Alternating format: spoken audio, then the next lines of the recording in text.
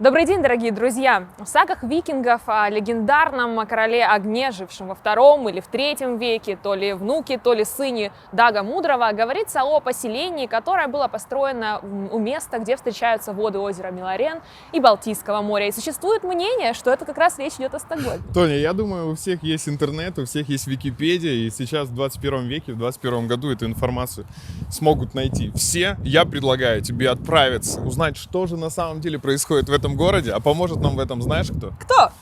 Nissan Qashqai. Первооткрыватель в классе городских кроссоверов. Очень красивый, очень технологичный, очень удобный и комфортный. Самое главное, он будет нашим главным помощником в этом видео. Мы вам покажем Стокгольм, друзья. Вы просили, мы делаем. Поехали! Поехали!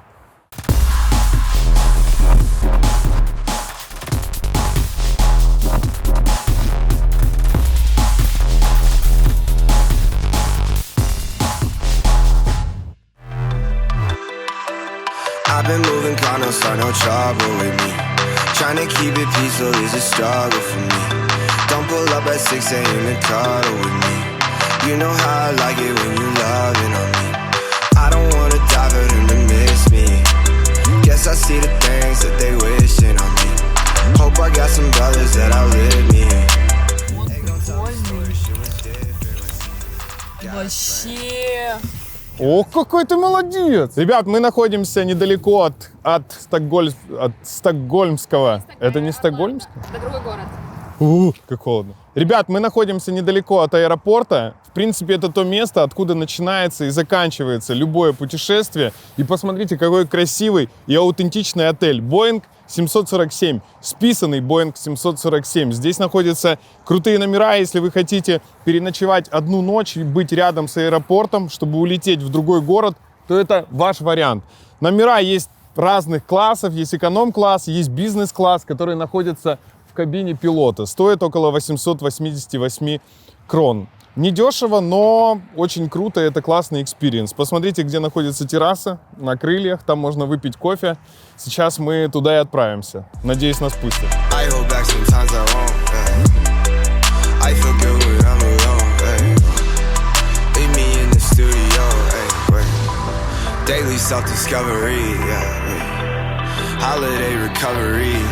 К сожалению, отель оказался закрыт во многих скандинавских городах и странах. Мы приезжали, оплачивая отель заранее и, вводя код, попадали вовнутрь. В этот раз мы этого не сделали, мы приехали вам показать этот отель, поэтому, к сожалению, попасть мы туда не можем. Сколько мы ни звонили, нам никто не открыл, хотя свет горит. Боже, как я люблю Nissan, здесь так комфортно, реально. Нет, серьезно. Здесь реально комфортно. Боже, ну как же приятно на Ниссанчике. Просто пишет автомобиль, просто пишет. Вот так вот сейчас направо. Ой-ой-ой, да. Просто не чувствует лежачих полицейских. Очень комфортно.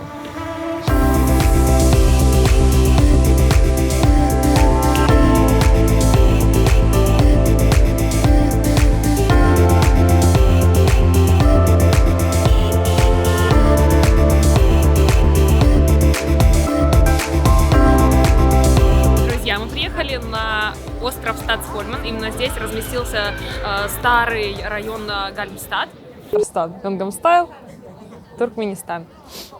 Как мы уже упоминали, Стокгольм состоит из нескольких островов, и мы сейчас приехали на один из них, Стокгольм. Именно отсюда, в общем-то, началась история этого города. Мы находимся в старом районе Гамластан, и сейчас прямо на большой площади, которая является, наверное, самой знаковой точкой на этом небольшом островке. В общем-то, отсюда, как я уже сказала, действительно началась история этого города. Это один из самых старинных и хорошо сохранившихся районов в Европе, и когда ты сюда попадаешь, такое ощущение, что действительно очутился в декорациях к какому-то классному фильму. И давайте я вам расскажу, что находится на этой небольшой площади, которая почему-то называется Большой. Прямо сзади меня вы видите шведскую академию. Помимо исполнения своих непосредственных обязанностей в научной стезе, это здание является одним из самых знаменитых в мире. Здание красивое, очень в стиле всего, что на этом острове построено, и, естественно, привлекает много туристов. Закончили с позитивным, дальше пойдем по жести. Пойдем.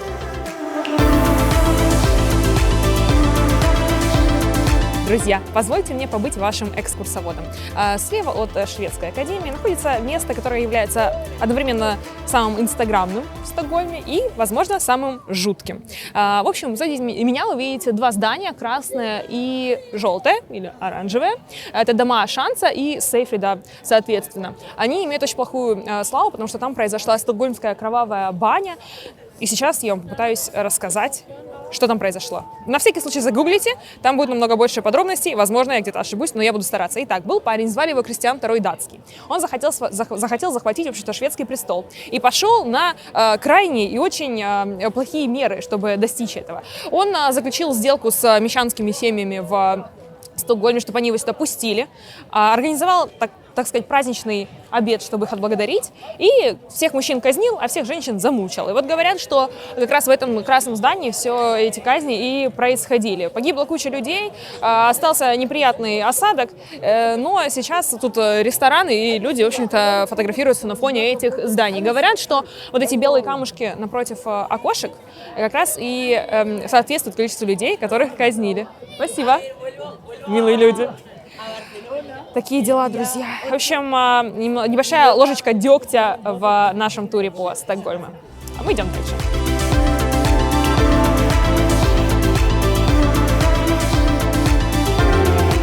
Мы зашли в ресторан шведской кухни в старом городе. И сейчас я буду пробовать лося. Я скажу, что это муз. Муз — это, по-моему, лось английского. В общем, я не очень стремилась к этому событию в своей жизни, однако... Ну, надо же попробовать. Ну что, это традиционное шведское блюдо с картошечкой, с грибным соусом. Секунду. Что-то оно такое жестковатое.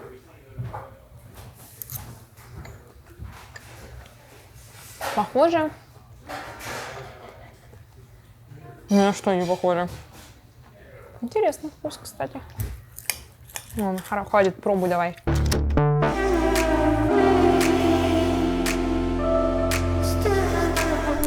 Это самый маленький памятник в Швеции, памятник мальчика, смотрящего на Луну. Он был установлен в 1967 году, и он всего размера 15 сантиметров. Шведы ему вяжут шапочки и шарфики, а мне пора бежать, потому что пришла экскурсия.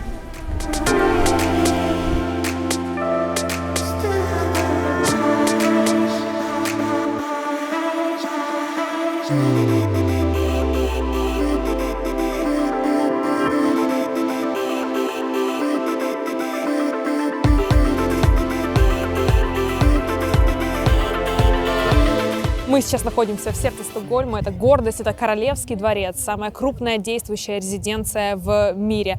Находится он в очень живописной локации. Сам дворец прекрасен. Вы здесь можете насладиться всякими государственными регалиями в сокровищнице, с древним старинным оружием в оружейной палате. Ну и, конечно же, насладиться убранствами шикарными этого дворца. В Швеции, в Стокгольме, точнее, уже холодает так значительно, поэтому мы так быстренько тут пробегаемся по старому городу, но по нему хочется гулять просто бесконечно.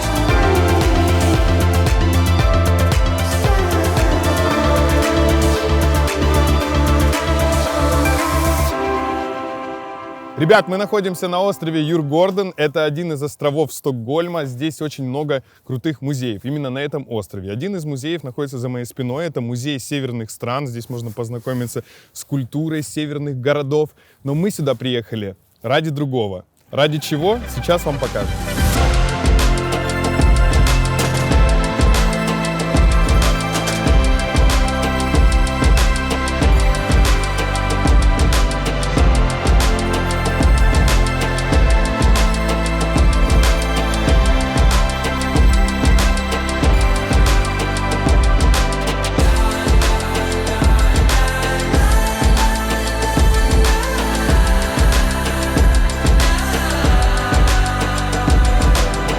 Ребят, мы находимся в музее Ваза, где находится один из самых больших кораблей 17 века, один из самых больших кораблей Европы, который затонул в 1628 году.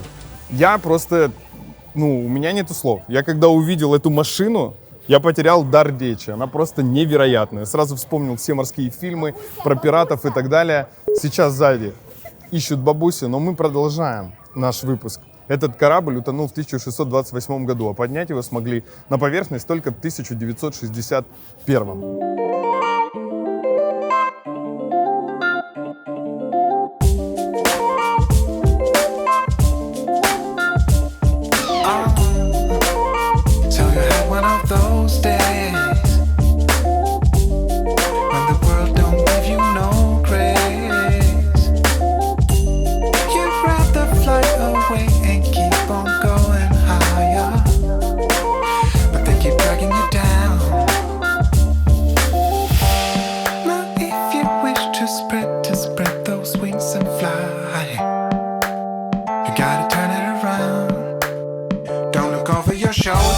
теперь самая неинтересная история. Корабль, который находится за моей спиной, о котором я уже вам рассказывал, строился 2 года. Это самый ожидаемый корабль 17 века во всей Европе. Корабль, который должен был стать флагманом шведского военного флота. Но корабль вышел из порта, завалился на бок и затонул прямо возле берега, унеся жизни половины экипажа. Еще хотелось бы купить сувениры домой. А еще хотелось бы подарить этот сувенир одному из вас за самый крутой комментарий под этим влогом. Поэтому мы ждем ваши комментарии. Победитель получит статуэтку из музея класса.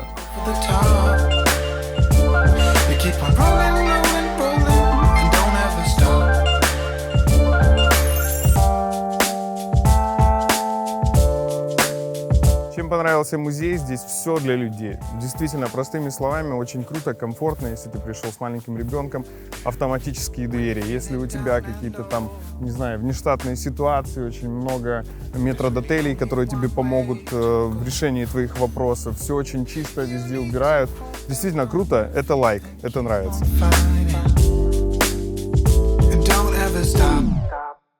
Don't look over your shoulder. Don't ever look back. No use for second opinions. Don't wanna stay in the past. Just keep on going, going, going, going, go for the top. You keep on rolling, rolling, rolling, and don't ever stop. Обзор города мы решили снять кусочками. В кусочках. Очень солнце светит. Мы решили снять обзор города несколькими кусочками, потому что нам нужно было быть с парнями на матчах, и мы не могли просто на весь день уехать из гостиницы. Поэтому сейчас мы находимся в центре, и мы приехали что? Покушать. Да, это я очень люблю делать. Называется наше место Салу Холл. Нет, оно не так называется. Нет, оно называется Эстермальм. Да, оно называется Эстермальм. И это рынок, в общем-то, крытый рынок в центре города. Мы пойдем искать еду и что-нибудь купить. Потому что как еще можно вообще понять и прочувствовать город и страну, если не пообедать там же? Поэтому погнали. Но называется он Холл Сала, реально. Посмотрите. Да, Холл Сала. То есть очень много тут видов сала представлено. Покажи всем. То все думают, что я обманываю. Вон, да.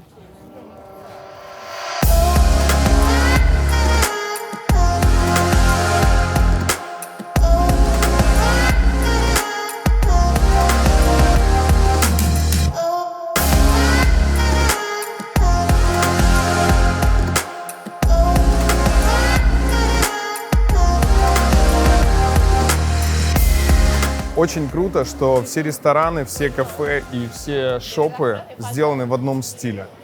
Это выглядит просто замечательно. Из еды шведы очень любят картошечку, очень любят мясо, макароны. В общем, на самом деле кухня похожа на нашу. Тут можно купить всякие с собой ланчи. Очень удобно и аппетитно выглядит. Ну, типа ланчи ты берешь с собой на работу. Рис, мяско, картошка, разогреваешь макароны. Где-то и кайфуешь. Митболы. Знаете, что хочется? Сморебродик. Это такой скандинавский бутерброд с селедкой. Очень вкусный. Прям пальчики оближешь. Я надеюсь, мы сейчас найдем. Он должен быть здесь. По-любому. А вот и он. А вот и сморебродик. Это сморебродик? Да, это сморебродик, но он с креветкой. Да, это сморебродик. Вот, кстати, у них очень популярны вот эти маленькие креветки.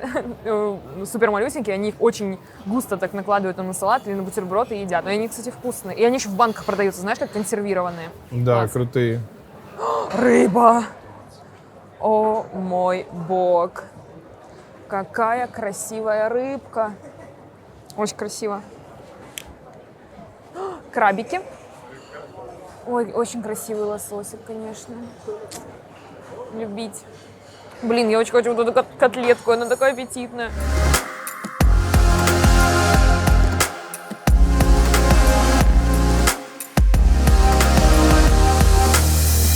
Очень много морской тематики. Это и котлеты, это битки рыбные, это стейки, рапаны. Какое красивое мяско. Очень нежное. Класс. Ребята, напишите вообще в комментариях, что вы любите. Может быть, суши, может быть, пиццу или ребрышки. Кстати, вагю самое дорогое мясо в мире, правильной мраморности. Там цена может достигать... Короче, цена может просто улетать в космос.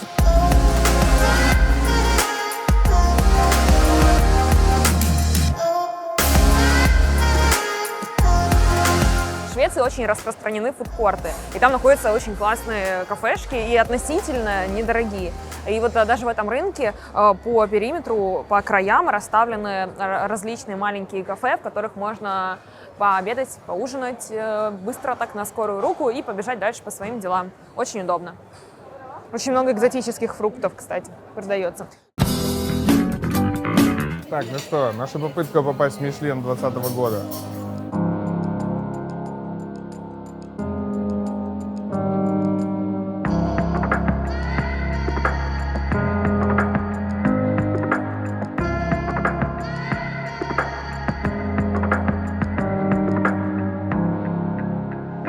Сейчас мы находимся в ресторане, который попал в Красную книгу гида Мишлен. Есть такая книга, где ребята рекомендуют рестораны, которые вам стоит посетить, чтобы насладиться вкусной едой. Так а что мы есть-то будем? Слушай, я не знаю, картинок нету, как ты любишь, поэтому придется по названиям смотреть. Я буду есть хлеб. Вообще закажем какую-то рыбку, это, естественно, рыбный ресторан. Да, рыбку обязательно. Я думаю, стоит попробовать, особенно скандинавскую рыбку. Вот лобстер-суп есть. Вот лобстер-суп — это то, что мне нужно, лично мне. Понятно, Чтобы понятно, сделать что с так. тобой. Кстати, я тоже, наверное, лобстер-суп попробовала.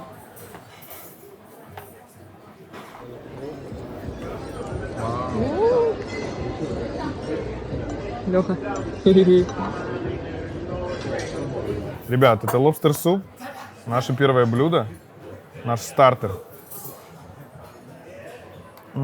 Пахнет очень хорошо, даже немножечко отдает ванилью. Ребят, это очень хорошо, это очень вкусно. Я ем такой же суп, как только что пробовала Алёха. У меня впечатления немножко другие. Мне, если честно, не очень сильно нравится. Он какой-то сладкий, как будто бы с какао или с шоколадом или с чем. В общем, мне вообще не нравится. Потому что я ничего не понимаю.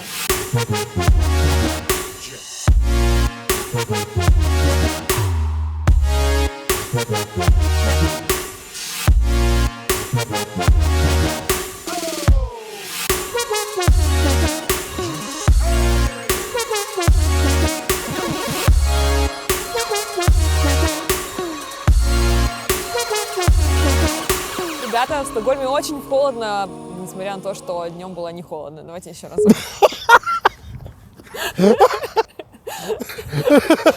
Ну что, друзья, в Стокгольме вечереет, а значит, что и наши съемочки подходят к концу, потому что темно.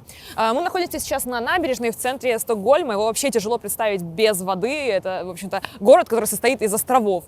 Поэтому, да, поэтому так. Что тебе запомнилось больше всего, Лёш? Ты знаешь, мне все запомнилось, что становится прохладно. То, что все запомнилось, тоже хорошо. Да, мы в Скандинавии. Запомнилась что понравилось наша больше вкусная всего? еда, мишленовский ресторан, который тебе так зашел. Супчик, помнишь, какой сладенький? Мне запомнилось, как мы вышли со стадии легенд, очень круто. Сейчас что будет происходить? У ребят сегодня был разбор матчей. К сожалению, мы не смогли это подснять, но мы решили их тоже не трогать, потому что, как вы видите, мы стараемся выпускать влоги очень своевременно, чтобы каждое утро радовать вас, всех, кто болеет за нашу команду. Поэтому сегодня мы провели вот такой вот день в городе. А сейчас мы соединимся с ребятами. Соединимся. Наши сердца будут соединены. Не снимай.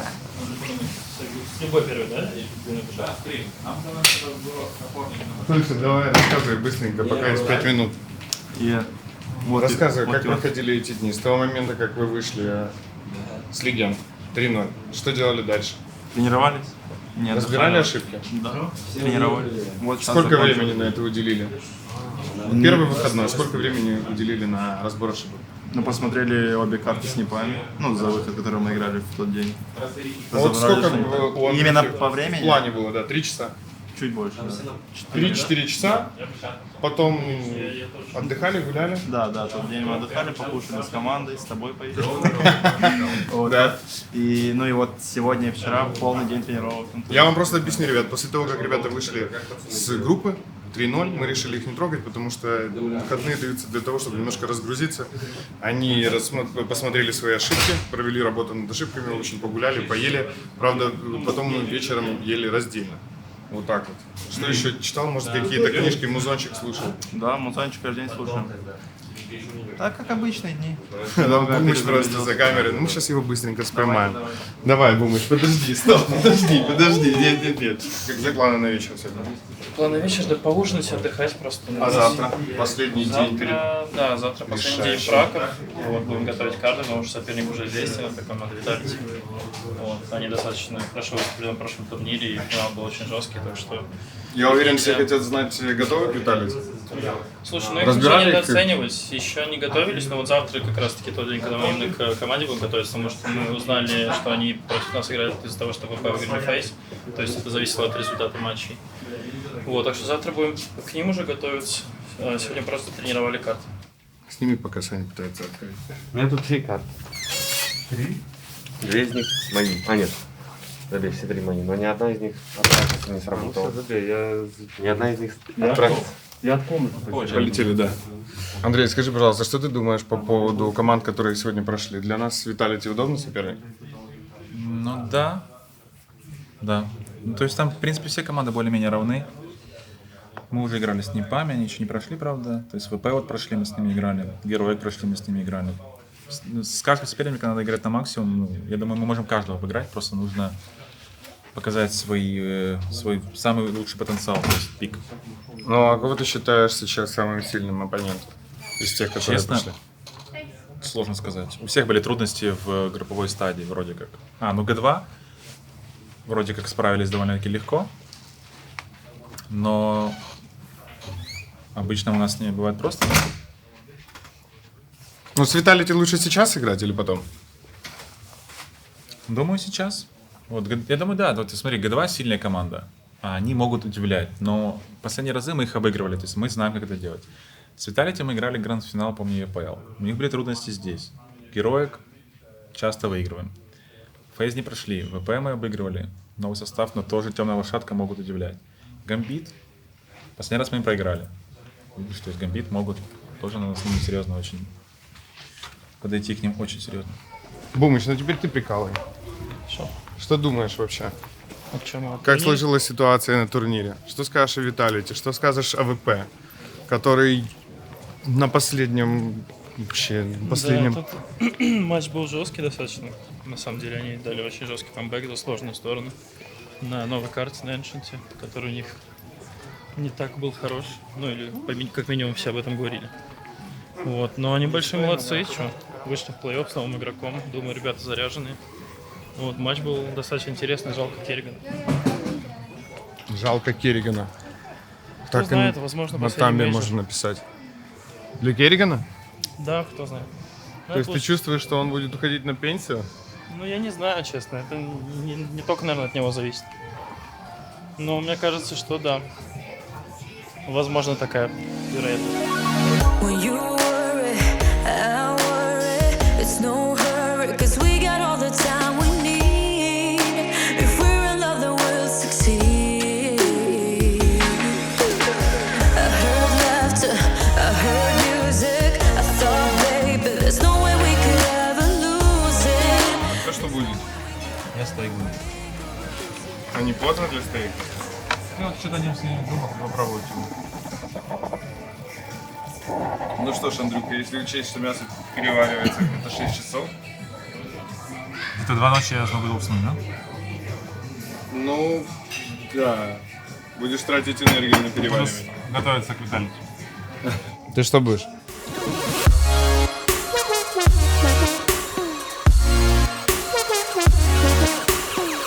Картошечка имбовая, да, Андрюха? Да. Картошечка очень имбовая. Бургер! Смотри, мы сделаем вот так. Какую маму вырвет? Это тоже надо было. Что у нас кит? Зачем? Второй секрет тоже забыл. Лёх, нарисуй мне бумочку, пожалуйста, стикер. Я тебе доверяю полностью. Только единичка шипит. Тони, давай ты тогда сделаешь, так. я знаю, ты сможешь. Еще раз. Давай вот так сделаем. Надо просто уметь писать. И не как раньше. Это очень Загугли, логично. пожалуйста. Так, Еще раз. попробуем один Еще так. раз продиктуй. Так вот попробуем еще, давайте еще несколько. Сделаем. Лёха, мне Мы вообще знаете, что делаем? Мы рисуем стикеры для готовится 2019. HL TV. Какие еще попробуем варики? Смотри, тут у нас есть несколько вариков, Ярик. Да. Давайте еще будем дальше делать. Второй слишком... Пока не выберем. Мажорские стикеры, которые вы все покупаете. Мажорские стикеры. Я добавил стикер, который мне мама нарисовала. С 19-й готовится. Короче, все, у нас есть несколько, там будем выбирать и потом уже отправлять. Тебе просто все равно это надо сделать быстрее, чтобы тебе денежки капали. Правильно? Сделать до ночи. До ночи вообще. Иначе Реально? Да, а ты что думал? Зачем мы это рисуем все? Какие стикеры выходят, Валерий? Поэтому выбирай, какой там есть, и отправим. И эти стикеры вы покупайте, ребята, денежки биту идут. До этого просто в никнейме было написано биткоин. И это засчитали как рекламу, поэтому не пропустили. Можем показать даже. Даже можем показать, посмотрите. Прикольный стикер, жаль, не добавили. Да, согласен. Хороший. Это был бы гениальный стикер на самом деле. Но не в этом году. Я покажу только. Какой? Он бы мог написать 64-бит и в конце 7-9. У него был бы ба, бит, тя. Типа батя и бит. Потому что 6 Ты слышал? батя. Когда был DreamHack Вы думали, как И стикеры был бы разрабатываются? 4 бит, и Сидит был Вальва и бы вырисовывает. Оказалось все по-другому. В рестике просто. был ужин. Ребят, ну что, мы продолжим ужинать, а вы продолжите смотреть нашу экскурсию по Стокгольму вместе с Тони. Сейчас мы спускаемся в стокгольмское метро, которое уже стало своей достопримечательностью города, и это действительно справедливо, потому что здесь очень много красивых, уникальных станций, которых, вы можете нигде в мире больше не увидеть. Их разрабатывают специально художники, концепт этих станций. И это своеобразная подземная галерея. Мы сейчас спустимся посмотреть несколько станций, потому что, поверьте, они того стоят.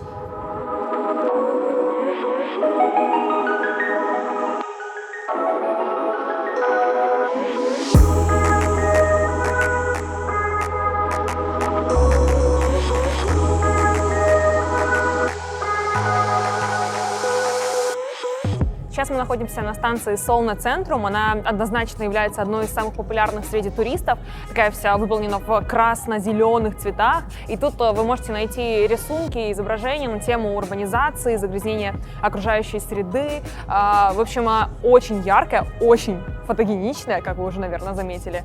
И действительно круто.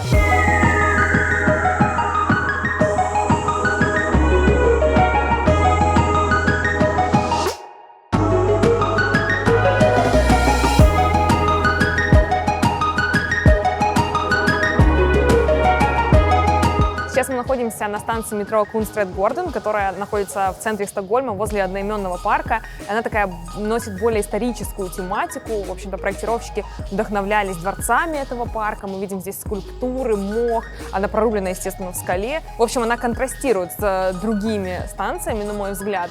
И здесь так уютно, и ты чувствуешь себя как будто бы в сказке.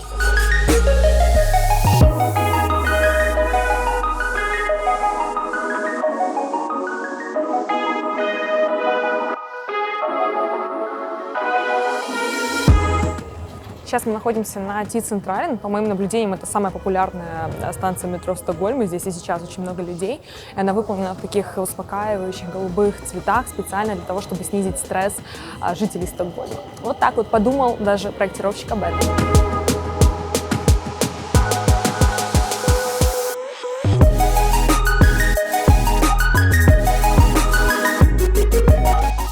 Пожалуй, это самая яркая из всех станций метро, которые мы сегодня посетили. Конечно, мы посмотрели не все, но тем не менее. Авторы явно хотели поднять настроение всем пассажирам, и мне кажется, у них это получилось. В принципе, это видео хорошо описывает наши все последние дни. Мы прогулялись по Стокгольму, пообщались с ребятами во время их выходных. Уже совсем скоро начинаются игры, а вы подпишитесь на наш YouTube-канал, потому что впереди еще много годноты. Самое интересное еще впереди. У нас будут уже игры на стадионе. Поэтому спасибо вам большое, что посмотрели. Всем пока! Кругами, и тут я вспоминаю дрожащими пальцами в переписку ВК искать то, что не знал никто. Позабыли я и Жиган, что 10 лет спустя еще может где-то лежать.